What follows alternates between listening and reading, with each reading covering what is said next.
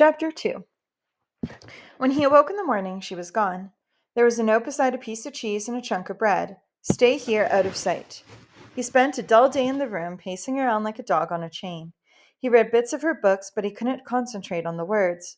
Part of his brain read the lines, while another part went over the events of the day before, mourned his family, imagined a future with his uncle in Moscow. When he felt it was time for her to return, he started looking out the window, peering from behind the heavy draperies. Finally, when he had started to worry, she came along the street carrying her books in her basket and looking over her shoulder. But instead of coming into the building, much to Alex's dismay, she passed right by. But soon she reappeared on the other side of the street and, looking about cautiously, crossed the cobbles and quickly entered the building. When she came into the room, she was smiling, carrying a pot of something hot, but Alex could tell she was very tight inside, just as he was. Look, Madame Minsky downstairs has given me this fine potato soup. Isn't it lovely? She pays me this way for teaching her to read. Why did you go by the building? Is someone following you? No, I'm certain no one is. I am just extra cautious. I am responsible for you. All the same, I think it would be best for you to leave for Moscow as soon as possible. Several of the children have noticed your empty house. She opened her bag and took out a book.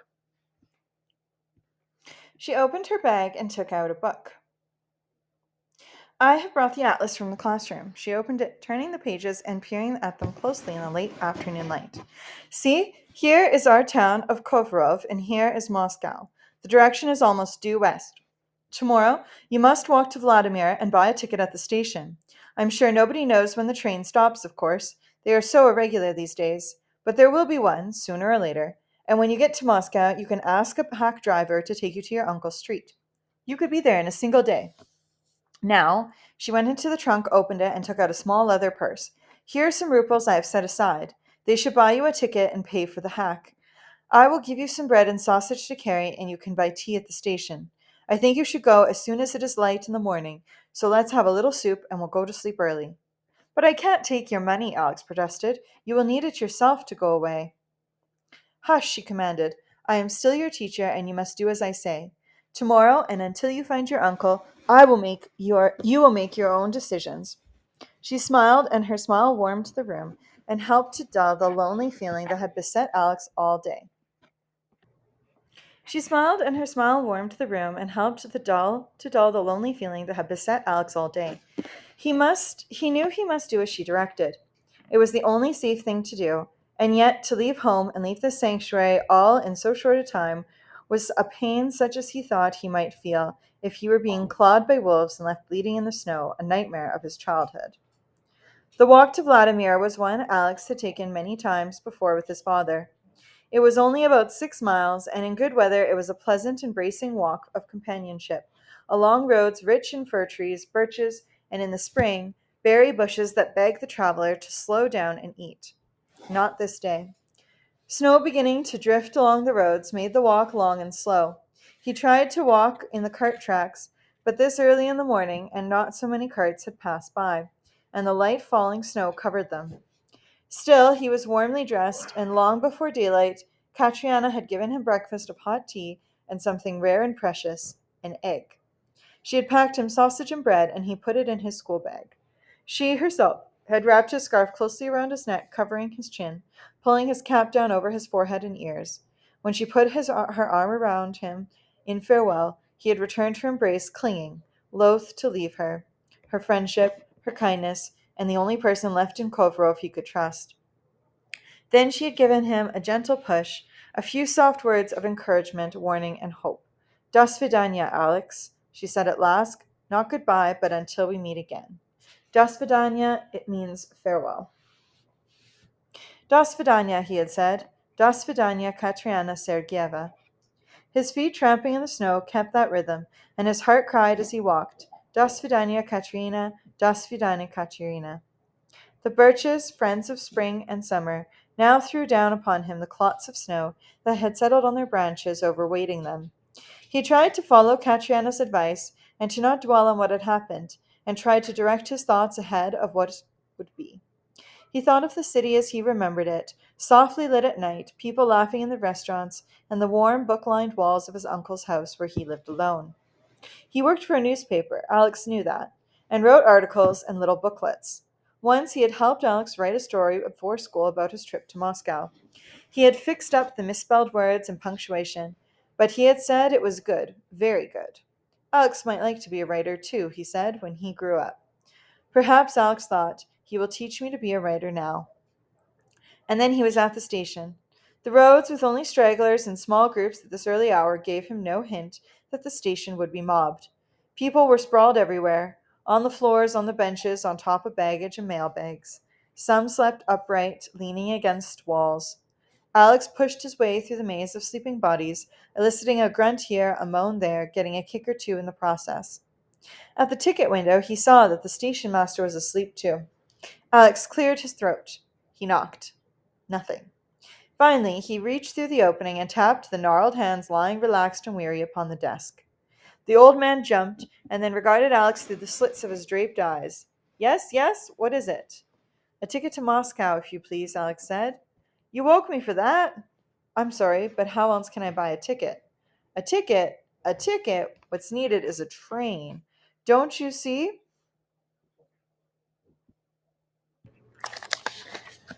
A ticket? A ticket? What is needed is a train. Have you seen these people? They have been waiting since Tuesday. The train is 2 days late. There's no hurry for a ticket, but since you are here and I have been awakened anyhow, I will sell you a ticket. Holding the ticket, Alex felt he was well on his way to Moscow and looking around for a place to set down his school bag and rest until the train came. When he was What he was regarding was a solid carpet of human beings, so mixed up that it was hard to tell which feet belonged to which body. But in the dark corner he saw a high pile of sacks, and in the shadowy light of the station he proceeded to clamber upon the sacks to find a spot on which he could settle. Suddenly he felt a sharp pain in his leg. Had he been bitten? A rat? But in the next moment the sacks became animated, and something cried out. A face appeared, and then another, and another. Then, before his eyes, nearly half the pile of sacks arose and became filthy boys clad in rags, their crusted sooty faces scowling and snarling as they unraveled themselves from each other. Svoloch, swine. Dryan, selfish bastard. Do you have so much to eat that you can't wait to wake up and eat it? Shouted the sack that Alex had stepped on, and he gave Alex a push that sent him sprawling onto the station floor, his fall broken by yet another sleeping body that awoke to shout at him and strike him. He protected his head with his school bag, which had stayed with him because the strap was slung around his neck. I'm sorry, he called above the uproar. I didn't see you. What, are you blind? His assailant challenged. Shut up, the cries came from around the station. Let some people sleep. Is there so much else to do? Has the train come at last after 3 days? Now the tiny old station master came from behind his desk. He was carrying an enormous pole with a hook on the end. Any trouble, and I have instructions from the local Soviet to put this through the stomach of the troublemaker. He waved it towards Alex and then toward the ragged boy, and the boy melted back into the sacks, which were now skirming and coughing, readjusting themselves. Alex remained where he had fallen, his head near someone else's boot, his shoes close to someone's head. He did not fall asleep, despite his fatigue, but lay awake, hearing the coughs, moans, snores, and wheezes about him, which gathered into a mass of sound like an impending storm. Yet he must have fallen asleep at some point, because all of a sudden the bodies were moving, arising quickly, gathering belongings, and rushing towards the platform. And yes, there it was, slowly chugging and clanging into the station, the old steam engine and the rackety carriages finally hissing to a halt. Then, as if the station were not already crowded enough, people on the train poured out to stretch their legs to buy tea from vendors who had materialized from the crowd. Alex reached for his school bag to get some bread, thinking to buy some tea and warm himself. Gone. A piece of strap still lay about his shoulders. The rest was cut. A moment of panic and terror, tears close to his eyes, his throat. Alone, and now with nothing to eat. What could he do? He felt in his pocket. A few coins remained with his ticket. He must conserve them. No tea, no bread. The bundles of rags had rematerialized into incredibly dirty and shabby boys, who now spread out and mingled with the crowd from the train. Some, the littlest, were begging outright. Don't give him anything, Papa, a young passenger said. He's rude and dirty. Whereupon the urchin spat upon the child, and the father reached out for the waif with his walking stick, missing. The waif laughed at him. A waif is like a homeless child. Here, a nicely dressed woman said, Give these crusts from our luncheon, and make them say thank you. They must learn some manners if they're to advance at all. Several of the urchins were standing on one of the other's shoulders, the topmost reaching into the open windows of some of the carriages, taking whatever they could reach. A woman screamed, "Watch everything, or those dreadful children will snatch it." The Paris-Roanoke, one ring of the railroad bell, rang. It meant there were 5 minutes aboard to board. Alex went to a second class carriage and tried to push himself into the boarding crowd. People jostled for position, trying to be first aboard to claim the few remaining seats. Alex allowed himself to be elbowed back numerous times as a woman with a child pushed him gently, and a large man pushed him not too gently out of the way.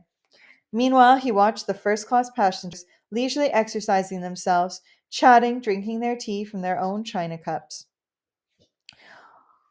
When were they coming? Where were they coming from so nicely dressed, and where were they going to? He wondered. Many soldiers in uniforms paced up and down or escorted ladies on their arms. The Tretiezvonek, three rings of the bell to indicate that the train is about to leave, rang, and they started to their carriage unrushed. The urchins stood on the side, imitating the strolling of the first class passengers, smirking at them and at each other, laughing, smoking, punching one another about.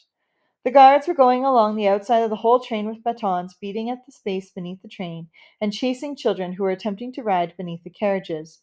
But they would no sooner leave one spot than the children would race back again. Now, in a last surge of the crowd, Alex found himself aboard, crowded like a sprat near the steps of the carriage and not able to sit down.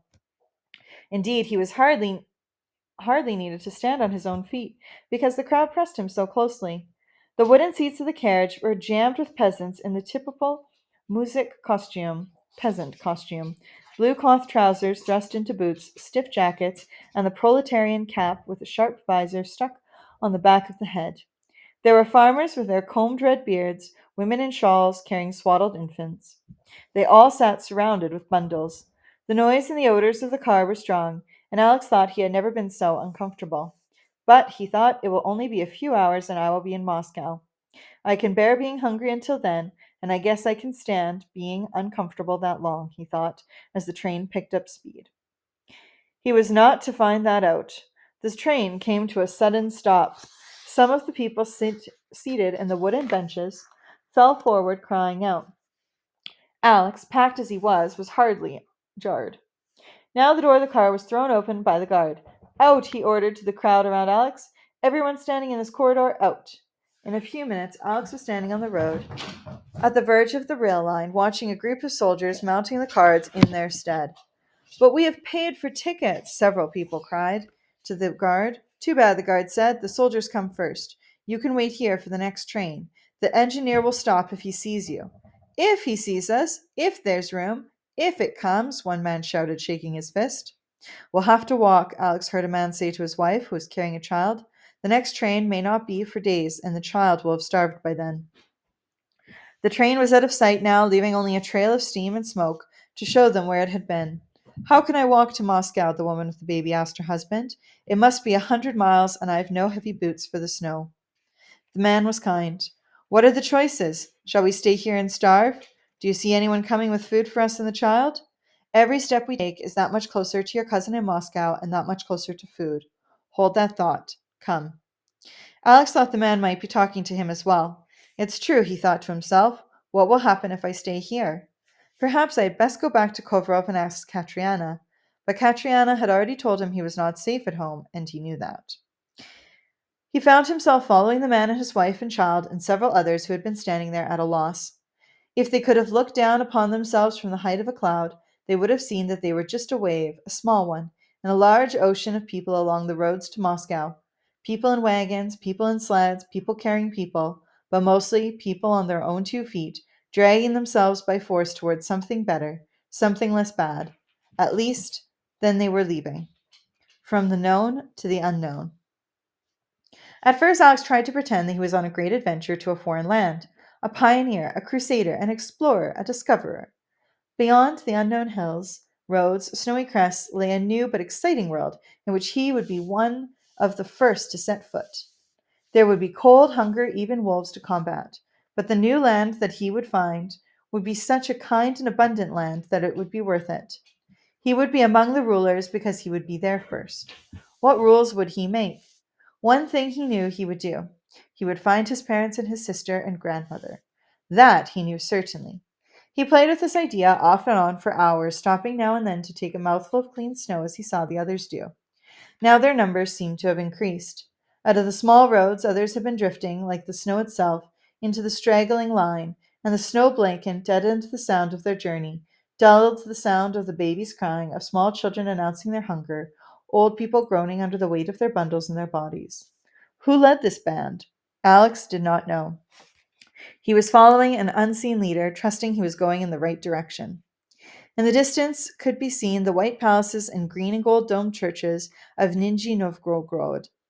Dark pines stood out against the sky of the hill of the upper city, separated from the lower city by the great Volga River. Alex knew where he was. Once, when he was a little boy, his father had taken him and his mother to the fair at Nizhny Novgorod. It still shone in his memory like the trip to Moscow. The ice-glazed setting sun assured him he was indeed headed west towards Moscow. He thought this may have been the longest day of his life. It seemed impossible that only early this morning he had left Katriana in her little room in Kovrov. It seemed now a lifetime away. As night fell, Alex settled himself within his coat in the shelter of a half-destroyed wall. He ate more snow and rubbed his feet vigorously before he fell into an exhausted sleep. If he dreamed, the dreams did not linger. He was blessedly unconscious in the black world where there was no hunger. It was an incredible chill that awoke him, finally pulling him from the protection of sleep. His body was quaking with cold, and he could hardly find his feet. When he stood, they just barely supported him, but after he had stumbled about a bit, he felt better, painful, but stable. He saw the couple whom he had followed from the station. They had built a small fire of trash in the snow and were holding the baby over it, as if toasting it. At the same time, the woman was dipping her handkerchief in the snow and letting the baby suck on it. We are going now, she said, addressing Alex. You can try and warm yourself on what is left of this little fire, if you wish. It occurred to him now that he had spoken to nobody during this journey, and nobody had spoken to him. They all seemed to have been traveling separately in their own small world of trouble. It was as though if one spoke, one might lose what little one still had, one's sense of oneself. Alex nodded his thanks, sat down, and took off his boots. He put his feet nearly into the fire. He tried to envelop the fire with his body. Then, taking a cue from the woman, he filled his handkerchief with snow and chewed it. The act of chewing gave him the illusion of eating. It seemed now that their ranks had swelled until they choked the narrow roads. There were many young boys and a few girls among the travelers, traveling alone or in groups. They bore more of a resemblance to the mob at the station than they did to him. Finally, he got the courage to speak. How long have you been walking? He asked a very ragged boy who was trudging nearby. The boy stared at Alex, regarding his heavy clothing, and replying in a deep, grunting croak, 3-4 months. Months? Alex cried. Did you say months? You'll see, the boy laughed with a sort of disgusted snarl, and he fell back to await a companion. Along the road were fallen telegraph poles and tangles of wires. Musiks were hacking at the poles for fuel. Around the snowy fields stood the remnants of burned farmhouses. They passed the ruins of a fine manor, 6 great pillars with a rubble of stones surrounding them. By midday, Alex was so tired that he had to rest. He sat by the side of the road and watched people stumbling along. His eyes closed. Then someone was shaking him. Don't sleep too long, child, a woman's voice was harsh. You'll freeze. There's a wicked wind here. Get up and move if you have any sense. But she did not say to see if he did. Alex pulled himself to his feet. He felt light-headed, almost absent. He did not know where the rest of that day went. He floated along in a body that did not belong to him, and, when it was too dark to walk further, he entered what was left of a vandalized church. The benches had been removed, the icons were gone, garbage and rags were in piles. People lay among them, indistinguishable from them. Alex collapsed beside a stone wall, sheltered at least from the wind. There, surrounded by the dispossessed ghosts of saints and martyrs, he slept.